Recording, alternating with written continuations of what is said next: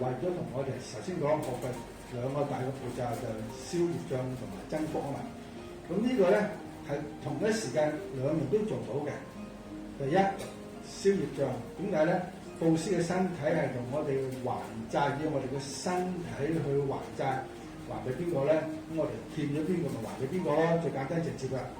咁另一個增福就係咩咧？因為我哋做呢個法會嘅時間，我哋唔係淨係為自己還俾自己冤親債主嘅，其他所有嘅眾生都希望利益到佢嘅。咁變相我哋係咪都係做一件好事，大嘅好事，亦都會積福嘅。所以咧，同一時間兩樣都做到嘅，消業障同埋增福。弟子持守莊嚴，我於往今所作諸惡業，皆因無始無明貪嗔癡，從身意語行為所作及所生。如今聞法歸依求懺悔，發願一切惡業今後不再做。秘密障礙於法界淨除，尊前恭敬頂禮而歸依。Om Ahom Kecapulo Dhammasiti Om。